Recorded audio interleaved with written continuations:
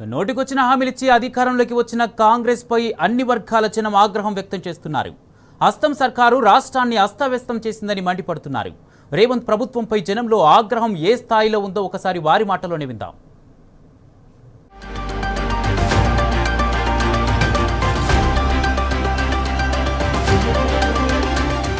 నల్గొండ పట్టణంలో విలీన ప్రాంతాలు అంటే మున్సిపాలిటీలో విలీనం చేసిన ప్రాంతాలు ఆర్జలబాయి కానీ మర్రిగూడెం కానీ చెర్లపల్లి కానీ పానగల్ కానీ గంధవరం కానీ ఇవన్నీ వ్యవసాయ కుటుంబాల గ్రామాలు. ఈ గ్రామాలని నల్గొండ పట్టణంలో విలీనం చేసిన తర్వాత 100 రోజుల పని ఇవ్వకపోవటం, పేదవాళ్ళందరూ కూడా ఇక్కడి నుంచి పత్తి ఏడుతందుకు ఎక్కడో 4-5 నియోజకవర్గాలు పోయే పరిస్థితి. అది కాకుండా ఇందిరమ్మ ఆత్మీయ భరోసా అనే దాంట్లో వాళ్ళు కూడా కష్టం చేసి ఉండేవాళ్ళు వెనుకబడిన ప్రాంతాలకు కూడా ఇవ్వకపోవటం అనేది ప్రభుత్వం నిర్లక్ష్యం చేస్తుందని చెప్పి ఇవాళ ఆర్డీఓ గారికి వినతి పత్రం ఇవ్వడం జరిగి గతంలో ఎంఆర్ఓ గారికి ఇచ్చాం.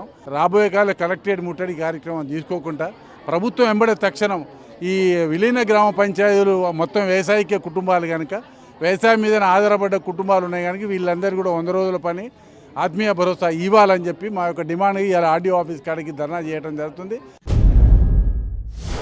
రైతులకు ఇప్పుడు ఆల్రెడీ వరి కోతలు స్టార్ట్ అయినప్పుడు ఐకేపీకి సెంటర్లు కానీ కొనుగోలు కేంద్రాలు స్టార్ట్ చేసి రైతులను ఎప్పటికప్పుడు వడ్లు కొనుగోలు చేయాలి ప్రభుత్వం.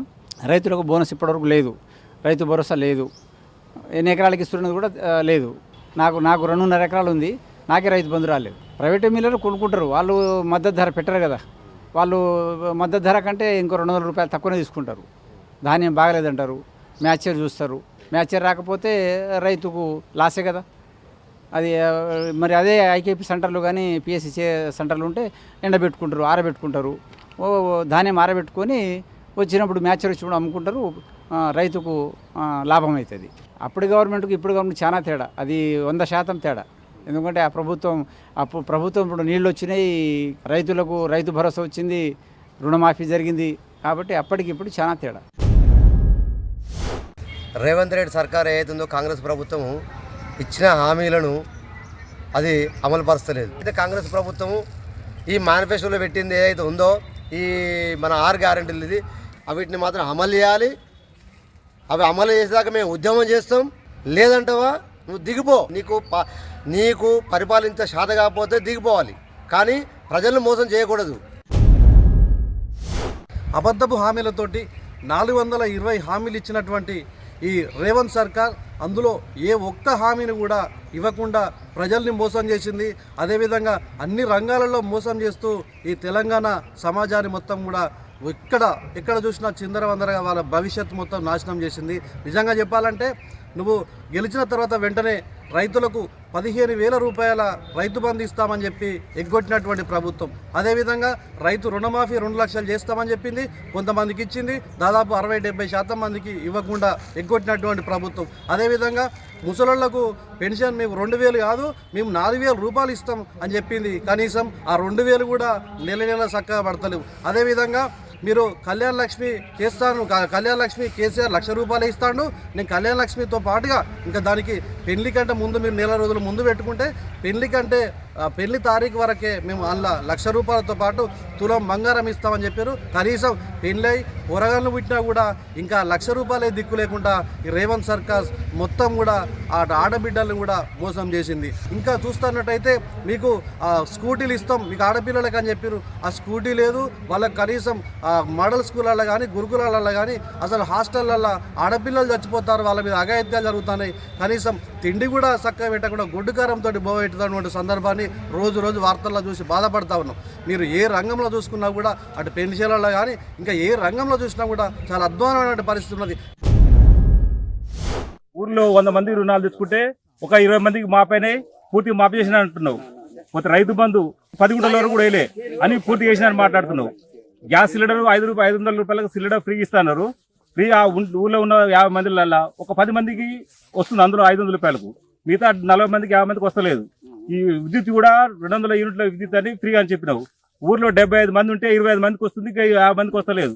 అట్లాంటి మోసాలు చేసి రైతులతోటి అందరితోటి ఎలక్షన్తో ఓట్లు వేయించుకొని బోకస్ మాటలు మాట్లాడి ఇవాళ గద్దెనెక్కి మీ ఇష్టం వచ్చినట్టు నడుస్తుంది. మీరు సక్రమంగా చేసి మా రైతులను కాపాడాలి, మా గ్రామాలను కాపాడాలి. కానీ రైతులు మాత్రం మిమ్మల్ని సహించరు, చెప్పు తీసుకు కొడతారు. మేము వరి కోతలు స్టార్ట్ అయినాయి.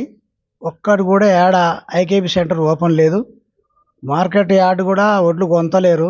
కొనకపోవడం వల్ల రైతులు చాలా ఇబ్బంది పడుతుర్రు, చాలా కష్టాల పాలవుతుర్రు.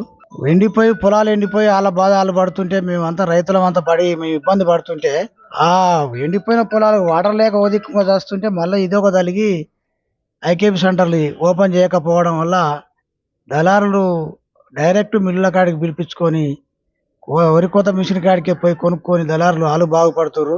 చాలా ఇబ్బంది అవుతుంది. అర్జెంటుగా మీరు తొందరగా రైతుల కోసం గవర్నమెంట్ ఆలోచన చేసి ఐకేపీ సెంటర్లు ఓపెన్ చేస్తే రైతులకు కొంచెం మీరు ఇది మేలు చేసినట్టు అవుతుంది. లేదనుకో మేము పెద్ద ఎత్తున ఉద్యమం చేయవలసి వస్తుంది. వాటర్ లేక ఒదికంగా పంట దిగుబడి తక్కువ వచ్చింది. ఇంకా తక్కువ అమ్మాలంటే మార్కెట్లో అమ్మాలంటే ఇబ్బంది అవుతుంది. అదే మీరు ఐకేపీ సెంటర్లు తీసుకుంటే జర మంచిగా ఉంటుంది అని చెప్పేసి మేము మా ఆలోచన. లేని ఎడల మాకు భారీ ఎత్తున ఉద్యమం చేయవలసి వస్తుంది. గత టీఆర్ఎస్ ప్రభుత్వము కేసీఆర్ గారు మంచినీటిని సరఫరా చేయడం కోసం మిషన్ భగీరథ మన పైలాన్ను ఏర్పాటు చేసి అక్కడ శంకుస్థాపన చేసి ఇక్కడి నుండే అంకురార్పణ చేసినటువంటి కేసీఆర్ గారు రాష్ట్రం మొత్తం మిషన్ భగీరథ మొత్తం ఆ నీళ్ళని సరఫరా చేయడం జరిగింది. ఇప్పుడున్న ప్రభుత్వం అది ఆ ఉన్న ఒక మిషనరీస్ని కానీ అక్కడ ఉన్న సిబ్బందిని కానీ ఉపయోగించుకొని ప్రజలకు మంచినీటి సౌకర్యాన్ని కల్పించలేకపోతున్నది. దాన్ని వాళ్ళ చేతగానితనాన్ని కప్పించుకోవడం కోసం మన అసెంబ్లీలో రాజగోపాల్ రెడ్డి గారు పైలాన్ ఉన్న ప్రాంతంలో నీళ్లు లేవని ఆయన అబద్ధాలు ఆడి ప్రజలందరినీ మభ్యపెడుతున్నారు. ఇప్పుడు సాగునీరు కాదు, ఒక తాగునీరు కూడా లేని పరిస్థితి ఉన్నది. చాలా ఘోరంగా ఉన్నది. ఇప్పుడు బిందెలు పెట్టుకొని ట్యాంకర్ల ద్వారా సప్లై చేసుకోవాల్సిన పరిస్థితి వచ్చింది. ప్రజలకు ఎట్లా ఇబ్బందులు పడతారో దాన్ని ముందస్తుగా ఒక ప్రణాళిక లేకుండా ఇక్కడ ఉన్న స్థానిక ఎమ్మెల్యే గారు కానీ గవర్నమెంట్ అధికారులు కానీ ఎవరు కూడా ఏంది రేపు ప్రజలకు ఇబ్బంది అయితే తాగునీరు ఎట్లా చేయాలో ప్రణాళికలు కూడా ఎక్కడ కూడా మీటింగ్లు ఏర్పాటు చేయలేదు. ప్రజలకు పోయే ప్రజాపాలన పేరుకు మాత్రమే ప్రజాపాలన అని చెప్తున్నారు కానీ ప్రజలను అయితే పట్టించుకోవట్లేదు. ఎక్కడ కూడా ప్రజలు అడుగడుగున ప్రతి దగ్గర నిలదీస్తున్నారు. వాళ్ళు ఎక్కడ గ్రామాలలో కానీ పట్టణాలలో కానీ ఎక్కడ కూడా ఒక ఎమ్మెల్యే కానీ మంత్రి కానీ ఎవరు కూడా పర్యటన చేస్తలేరు. వాళ్ళు తిరగడం కోసం, వాళ్ళు హెలికాప్టర్లు వేసుకొని తిరగడం కోసం, దీనికోసం పనిచేస్తున్నారు తప్ప ప్రజల అవసరాలు తీర్చట్లేదు. మాకు నల్ల నీళ్ళు వస్తలేవు. మాకు చాలా రోజుల నుంచి నీళ్ళు కొనుక్కొచ్చుకుంటున్నాం మేము. అన్ని పైపులు వలిగినాయి. వారానికి ఒకసారి కూడా నీళ్ళు పెడతలేరు. ఇట్లయితే ఎట్లా ప్రభుత్వం వచ్చిన కాడికి ఇంత ముందుకున్న ప్రభుత్వం వాటర్ వచ్చేది మంచిగా, కానీ ఈసారి వాటర్ వస్తలేదు. ఈ ప్రభుత్వం వచ్చిన కానించాలి మేము పైపులు వలిగినా కూడా ఏది సర్పంచ్ ఈసారి ఎలక్షన్ లేక వాళ్ళు కూడా ఇది అయ్యారు. పెద్ద మనుషులు ఎవరు లేకుండా అయ్యారు. వాటర్కు మేము కొనుక్కొచ్చుకుంటున్నాం, ట్యాంకులలో పోపించుకుంటున్నాం. మాకు నీళ్ళు అందించాలి, మేము అదే కోరుకుంటున్నాం సార్. మేము